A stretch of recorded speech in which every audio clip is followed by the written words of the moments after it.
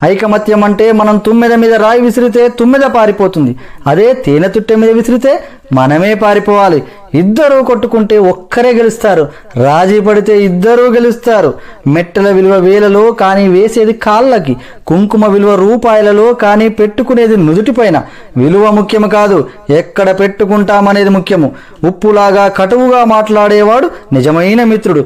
చక్కెరలాగా మాట్లాడి మోసగించేవాడు నీచుడు. ఉప్పులో ఎప్పుడూ పురుగులు పడ్డ దాఖలాలు లేవు. తీపిలో పురుగులు పడని రోజూ లేదు. ఏడుస్తూ ఈ లోకంలో అడుగెడుతావు, ఏడిపిస్తూ ఈ లోకాన్ని వదిలి వెళ్ళిపోతావు. రమ్మన్నా సన్మార్గంలోకి ఎవ్వరూ రారు, వద్దన్నా చెడు మార్గాన్నే ఎంచుకుంటారు. పాలు అమ్మేవాడు ఇల్లు తిరగాలి, సారాయి అమ్మేవాడి దగ్గరికే అందరూ వెళతారు. పాలల్లో నీళ్లు కలిపినావా అని అడుగుతారు, ఖరీదైన సారాయిలో నీళ్లు కలిపి తాగుతారు. పెళ్లి ఊరేగింపులో బంధుమిత్రులు ముందు, వరుడు వెనకాల. శవయాత్రలో శవము ముందు, బంధుమిత్రులు వెనకాల. శవాన్ని ముట్టినందుకు స్నానం చేస్తారు. మూగజీవులను చంపి భుజిస్తారు. కొవ్వొత్తులను వెలిగించి చనిపోయిన వారిని గుర్తు చేసుకుంటారు. కొవ్వొత్తులను ఆర్పి జన్మదినాన్ని ఆచరిస్తారు. హే మానవా, పుట్టినప్పుడు జాతకము, మధ్యలో నాటకము, చావగానే సూతకము, అయినా ఆగదు జనుల మధ్య కౌతుకము. కష్టమొస్తే భగవంతుని కొలుస్తావు, ఆయన నీకు రాబోయే కష్టాన్ని ఆపడు. నిత్యం స్మరిస్తే కొండంత కష్టాన్ని గోరంత చేసి సులువుగా దాటే శక్తి నీకిస్తాడు. కష్టాలు కుంభవృష్టిలా నిన్ను ముంచేస్తే నీకు గొడుగు పట్టి కాపాడతాడు, గుర్తుంచుకో. కొబ్బరి చెట్టు పెరిగే కొద్దీ పాత మట్టలు రాలిపోతాయి.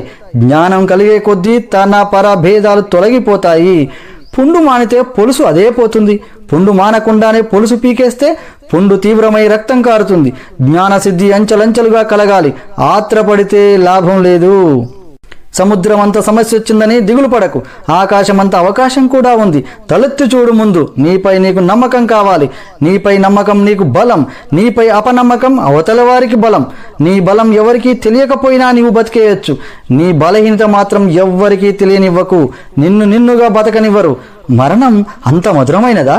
ఒక్కసారి దాన్ని కలిసిన వారు వదిలిపెట్టలేరు. ప్రకృతి కూడా అదంటే ఎంత పక్షపాతం.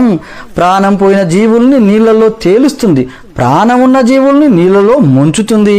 నీ పరిసరాలను ఎంత శుభ్రంగా ఉంచినా నీకు అనారోగ్యం రావచ్చు. బుద్ధి అనే ఆసుపత్రిలో ఆలోచనలు అనే వైద్యుడు నీ రోగాలను తగ్గించగలడు.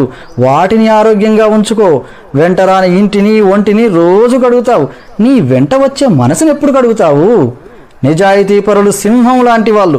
సింహం కూర్చోటానికి సింహాసనం ఎందుకు? అదెక్కడ కూర్చుంటే అదే సింహాసనం. నిజమైన నిజాయితీ పరులకు గుంపు అక్కర్లేదు. పండు తింటే అరిగిపోతుంది, తినకపోతే ఎండిపోతుంది. జీవితం నువ్వు ఖుషిగా గడిపినా, భయపడుతూ గడిపినా కరిగిపో